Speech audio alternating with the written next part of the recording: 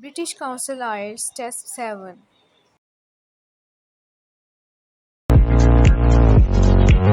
Section 1.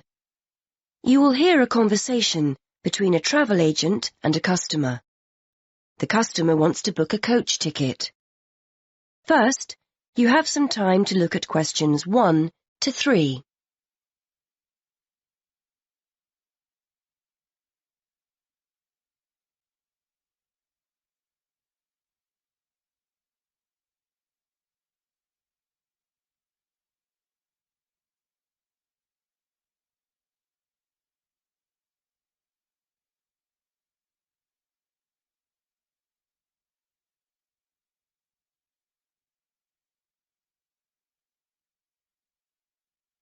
You will see that there is an example that has been done for you. On this occasion only, the conversation relating to this will be played first. Good morning. I'd like to book a coach to London. I was hoping you had something available this Saturday afternoon. Good morning, sir. Take a seat and I'll just check for you. Yes, we still have several free seats for Saturday. Where will you be leaving from? There are 3 pickup points in town: Main Street, Centenary Square, or the Central Bus Station. From Centenary Square, please. That's easier for me to get to than the bus station. The customer wants to leave from Centenary Square, so B has been circled. Now we shall begin. You should answer the questions as you listen, because you will not hear the recording a second time. Listen carefully and answer questions 1 to 3. Good morning. I'd like to book a coach to London. I was hoping you had something available this Saturday afternoon. Good morning, sir. Take a seat and I'll just check for you. Yes, we still have several free seats for Saturday. Where will you be leaving from? There are 3 pickup points in town: Main Street, Centenary Square, or the Central Bus Station.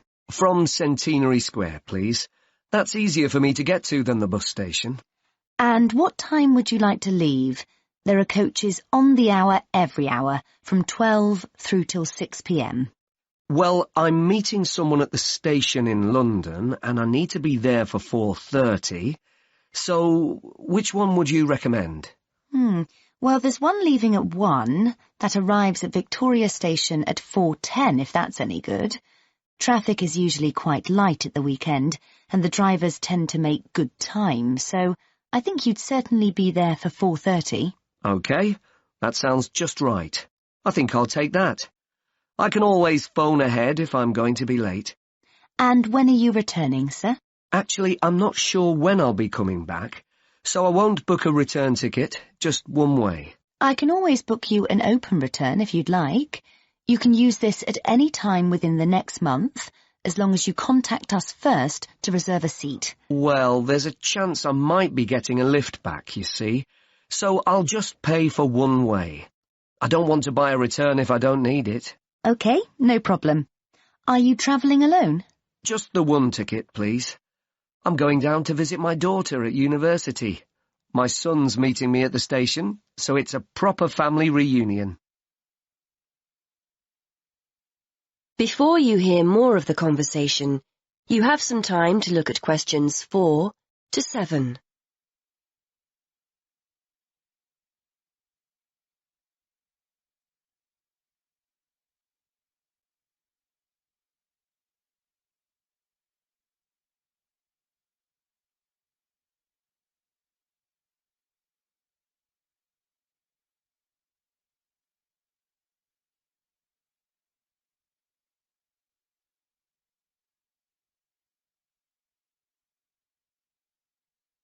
Now listen and answer questions 4 to 7. Very nice. OK, well, I can book that for you if you like, sir. That'll be £23.50. Now, I just need to take down some details. Can I have your name, please? Yes, it's Matthew Upton. That's U-P-T-O-N. And your address? 34 Allersley Road.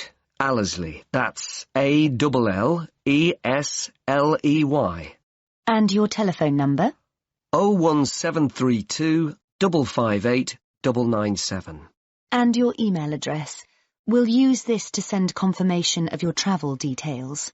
matt257@yahoo.co.uk. OK, thanks. Before you hear the rest of the conversation, you have some time to look at questions 8 to 10.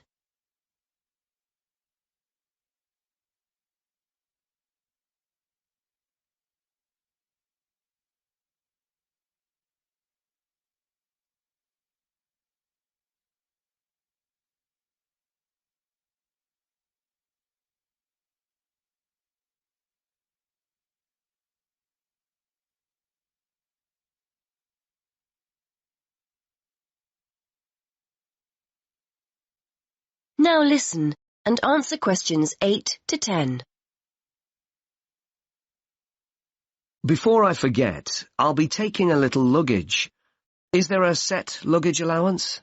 We offer a very good luggage allowance.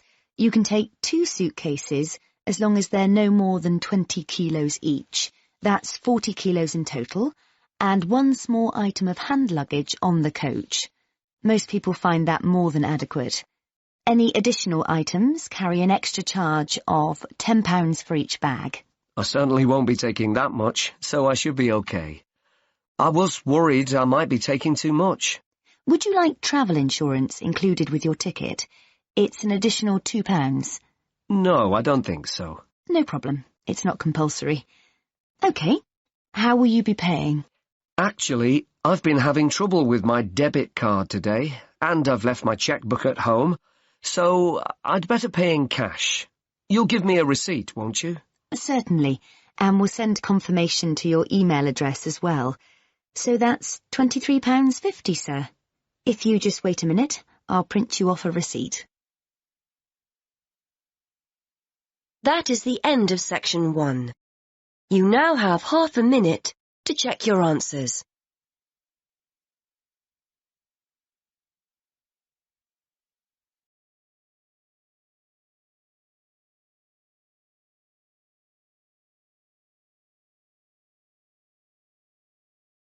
Section 2. You are going to hear a radio program about sport. First, look at questions 11 to 14.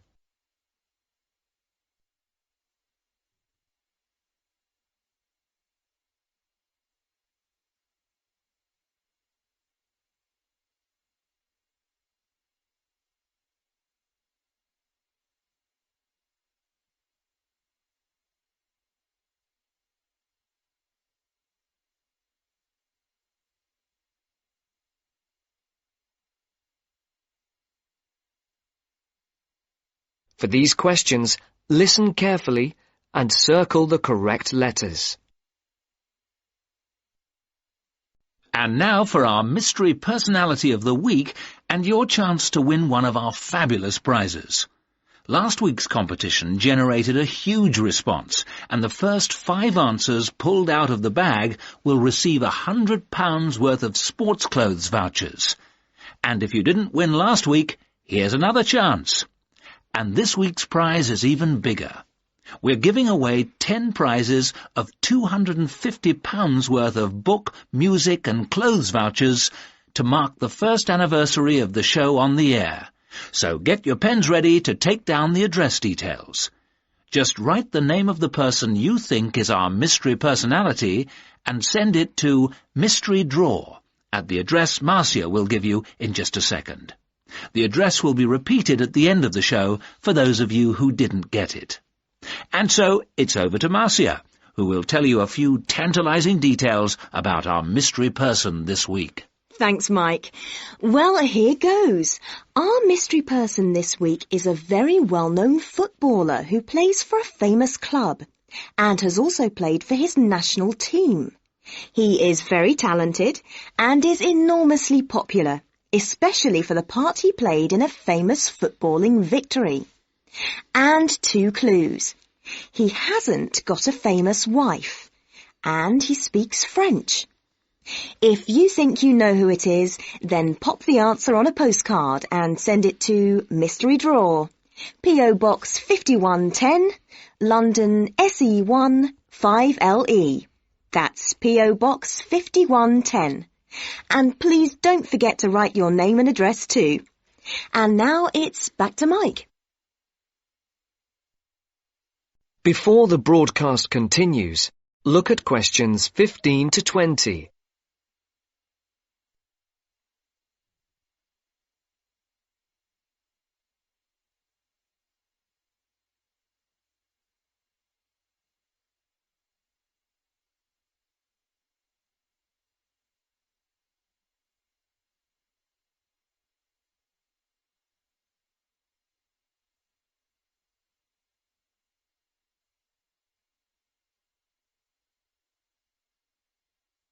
As you listen to the second part of the sports programme, answer questions 15 to 20. For questions 15 to 19, write no more than 2 words or a number for each answer. For question 20, circle the correct letter. Thank you, Marcia. Get those postcards in and make this a bumper anniversary draw. Now, if you remember, last week on the show, we talked to the organiser of a new group set up to help young people up to the age of 20 to get involved in activities like horse riding, tennis, scuba diving, cycling, or any form of sport which involves some kind of expense. John Tebbit, the organiser, rang us to say that the response to his appeal on the show was staggering. A large number of people, both young and old, have offered their services free as volunteers. The whole thing has been overwhelming. John said that they had also had numerous offers of help throughout the country to use facilities free of charge. As if that was not enough, they've received many donations, including several rather large gifts of more than £5,000. On behalf of John Tebbit, and also of those who will benefit from the generous gifts to the Trust, I would like to say thank you. This week, we're going to talk to a very unusual athlete indeed. Patrick, who is 20 years of age, has been wheelchair-bound for the past 5 years after a motorcycle accident left him paralysed from the waist down. This has not stopped this young man from getting out and about. He's an inspiration to all of us.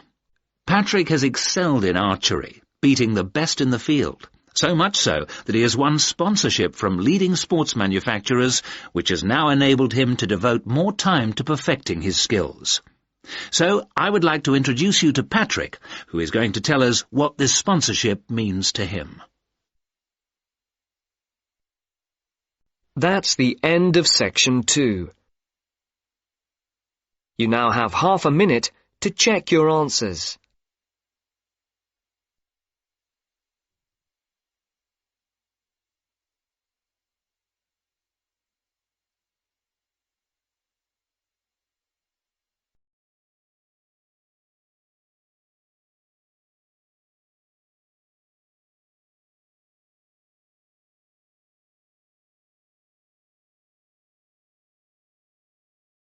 Now turn to section 3.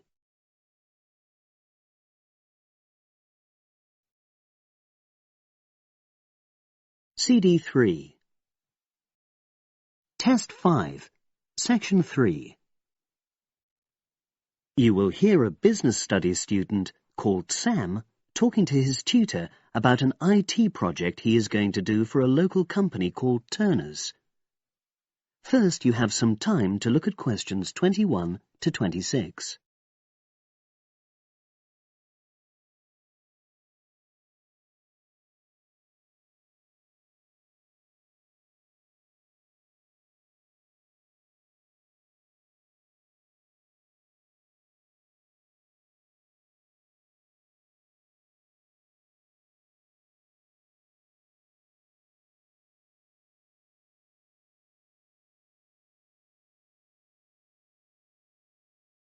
Now listen and answer questions 21 to 26. Hello, Sam. Come in and sit down. Thanks.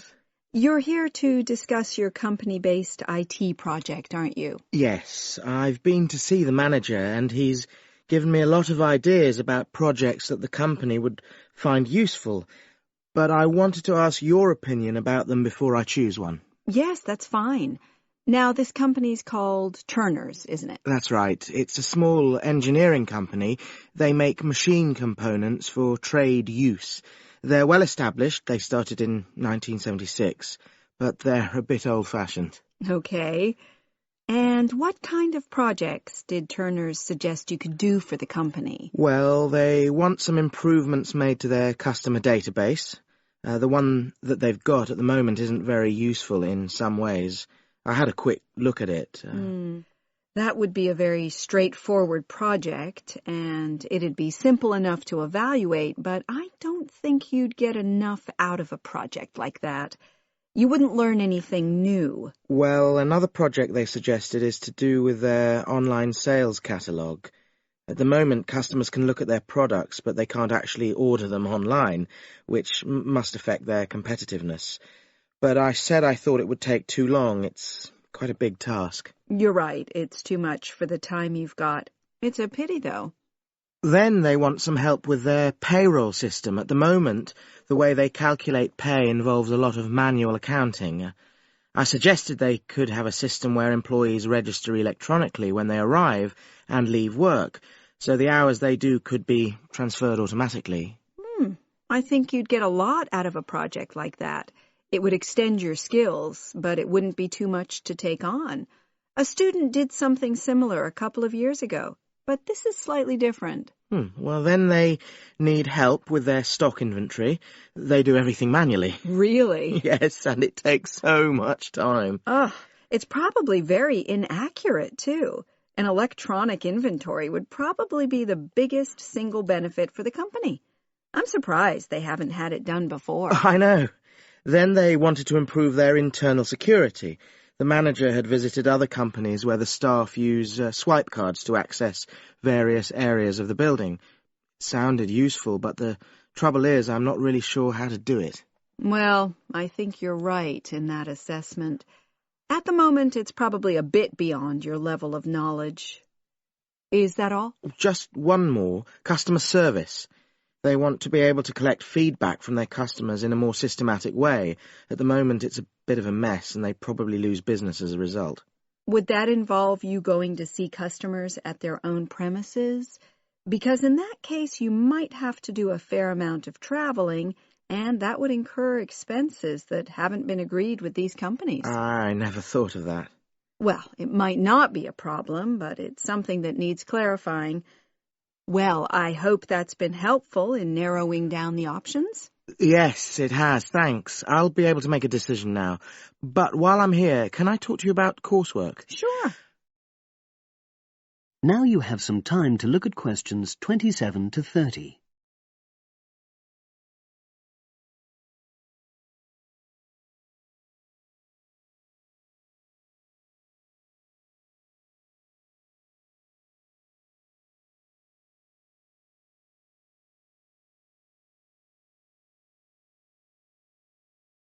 Now listen and answer questions 27 to 30. I'm not very happy about the way our group assignment is working. There are some problems. Oh, dear. Are people just not getting on with each other? That's the worst thing. Actually, we're all friends. It's not that. But when we're having a discussion about the assignment, one or two people end up doing all the talking and the rest don't say anything. It's a bit frustrating because we need plenty of debate. Well, that's a common observation. You're studying in a group with people from all over the world, and you all have your own ways of participating. In some places, students are more used to listening than talking, and vice versa. I suppose you're right. I'll try to remember that.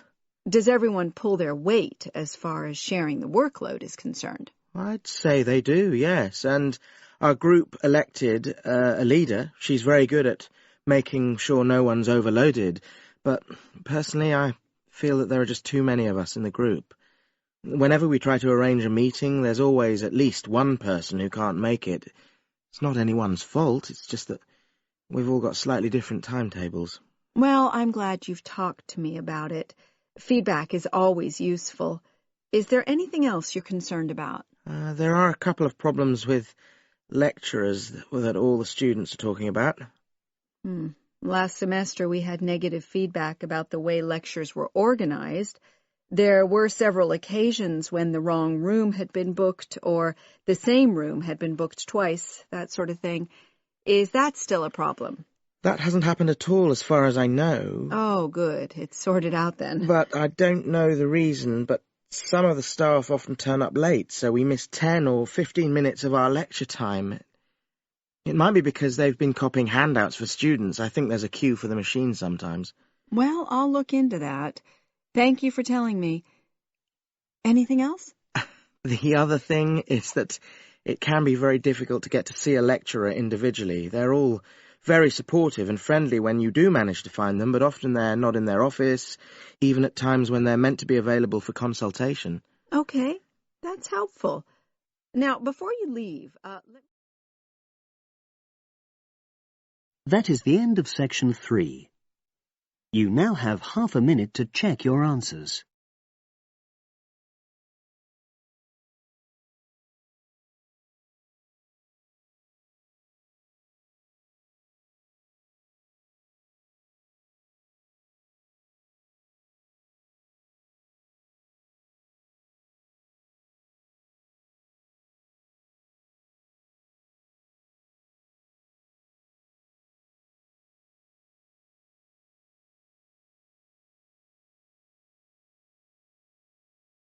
Now turn to section 4. Section 4. You will hear a lecturer discussing the history of people's beliefs regarding whether the Sun or the Earth is at the centre of the solar system. First, you have some time to look at questions 31 to 33. Now listen carefully and answer questions 31 to 33. In the night sky, the stars appear to revolve around the Earth, rising in the east and disappearing in the west. The Earth itself seems solid, fixed and stable, and such common sense perception suggests that the Earth is the centre of the universe. This is known as geocentrism, with geo meaning Earth, and all pre-modern civilizations drew this conclusion. We now know, of course, that the Earth revolves around the Sun, and this is called heliocentrism, with helio meaning sun. But historically, it took quite a while for this to be deduced. As early as the 3rd century BC, an ancient Greek astronomer, Aristarchus of Samos, proposed heliocentrism, but received little support from his peers. Similarly, throughout subsequent history, isolated individuals proposed this new idea, but again, no one was listening. Geocentrism just seemed too logical to refute. Geocentrism also fitted the views of the established Christian Church, who could quote biblical passages such as, "The world also shall be stable, that it be not moved."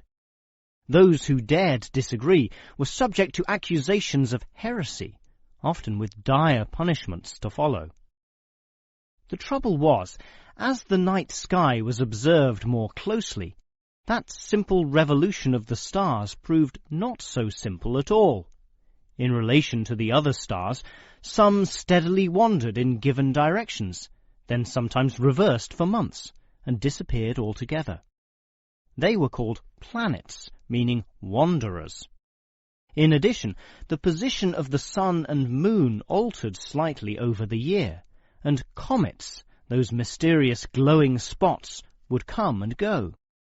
In order to predict the motion of the planets, and accurately serve the primary purpose of navigation for sailing ships, increasingly elaborate mathematical models were needed, a sure sign that something was not quite right. Before you hear the rest of the lecture, you have some time to look at questions 34 to 40.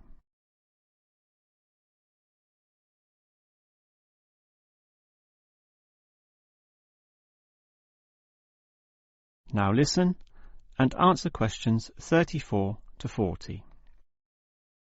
Heliocentrism, or the belief that the Sun is the centre of the solar system, still needed a mathematically sound description before it could be scientifically accepted. And it was a Polish astronomer, Nicholas Copernicus, who in 1543 first published this. This event is sometimes referred to as the Copernican Revolution. Copernicus himself certainly feared the consequences of his proof, knowing full well it might invoke the anger of the established church. Probably for this reason, he waited until the last year of his life, when he was sick and dying, to release his findings. In addition, the preface of the book, written by a respected member of the church, stated that the model was not necessarily correct. As a result of this, there was no revolution whatsoever. In fact, the book received scant attention in the subsequent decades, apart from a few irate clergymen who angrily dismissed the whole scheme as irrelevant. Yet the following generations of astronomers did not always fare so well. The Italian scientist Galileo got into trouble, as did a fellow Italian with the surname Bruno, Giordano Bruno, who was burnt at the stake. Yet ultimately nothing could slow the spread of heliocentrism across Europe. It formed the basis of Isaac Newton's great work on the motion of the planets, a work which implied that even the Sun, around which the Earth circled, was itself in motion around a common centre of gravity. No discourse about heliocentrism could finish without mentioning that, somewhat unbelievably, there still exist those today who choose to believe that the Earth is the centre of the universe. Modern geocentrism is usually the result of literal interpretations of the Bible, which is the cornerstone of these people's beliefs. They, therefore, also believe in creationism, that is, that a God created everything, and while we may smile at this, it is sobering to consider that surveys have revealed that up to 10% of British people, 12% of Europeans, 20% of the USA, and 25% of the Middle East still hold the belief that the Sun revolves around the Earth. One can only wonder what Copernicus would have thought of this. That is the end of section 4. You now have half a minute to check your answers. That is the end of the listening test. In the real IELTS test, you would now have 10 minutes to transfer your answers to the answer sheet.